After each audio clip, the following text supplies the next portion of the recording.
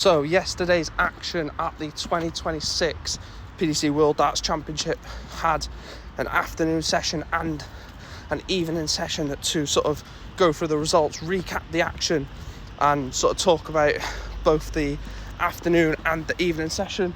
Going to do that in this video and then going to record my predictions for today. So start off with the afternoon, go through the 3 afternoon results, then the 3 evening results, and then my predictions for today, the 30th of December. So start off Justin Hood 4, Ryan Meikle 1. Justin Hood continuing his ridiculous run at this World Darts Championship, booking a place in the last 16 against Ryan Meikle. Meikle played okay. Justin Hood probably should have done it in 4 sets, but the Barber taking a set off Justin Hood. He was just resilient, Justin Hood. Nothing would get in the way of him winning that match, in my opinion anyway. He wins it 4-1, and that was a really dominant display. Second game then, Ricky Evans 2, Charlie Manby 4. Is Charlie Manby gonna go all the way? That would be unbelievable, wouldn't it? 20 years of age, debut at the World Championships. Ricky Evans, for the first set and a half, I would say, played some really nice stuff. And his sort of attitude to how he normally plays was the same. Soon as Charlie Manby got in front, his demeanour changed, his attitude changed. Normally, Ricky Evans is the bubbly type character, someone who is always bouncing about on the stage and all this. And it sort of just died down when Charlie Manby took the lead, which, again, you could probably say was going to happen. But in the end, Charlie Manby proving too much for Ricky Evans, wins it 4-2, getting attacked by bloody pigeons at the moment, but we move on. And then the third game of the evening, Nathan Aspinall 3, Kevin Doots 4. What a game of darts. I keep saying game of the tournament. I think this is, again, another game of the tournament. You can't just have one, can you? It seems like there's a game of the tournament every day, at least 1 or 2. And I think this one's definitely up there. Nathan Aspinall 3, Kevin Doots 4. Nathan was on it. You know, Nathan was definitely on it. Kevin Doots was on it. The 180s, I think there was 20 odd 180s. I think it was 12 for Nathan, 11 for Kevin Doots. Some great checkouts, great Tom Plus checkouts.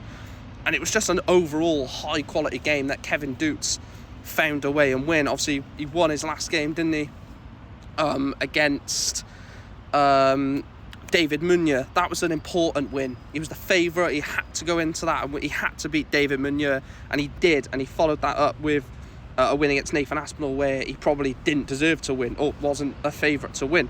So the afternoon session saw Justin Hood 4-1 win over Ryan Meikle, Charlie Manby beating Ricky Evans 4-2, and Nathan Aspinall getting dumped out 4-3 by Kevin Doots. The afternoon session started, the evening session started with Josh Rock, Callum Rydz, the first game of the the last game, of round 3, and it was convincing. It was 1-1 at one point.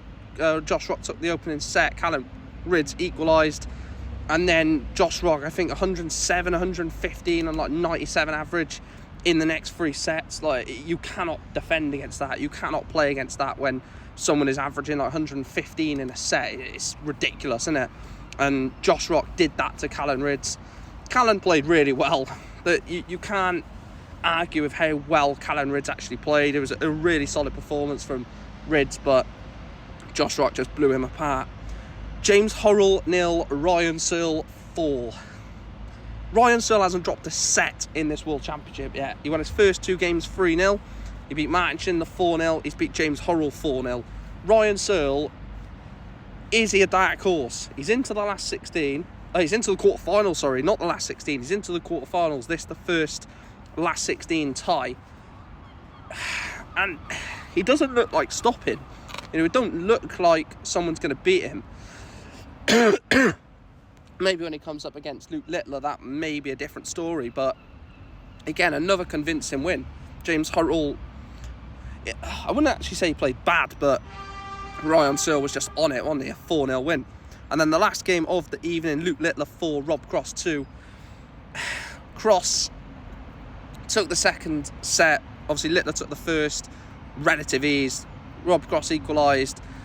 It looked like at 3-2 there was a chance for Rob, but then Littler closed it out, winning the 6th set to make it 4-2. And again, another performance where you're looking at Rob Cross and you're thinking the quality's there.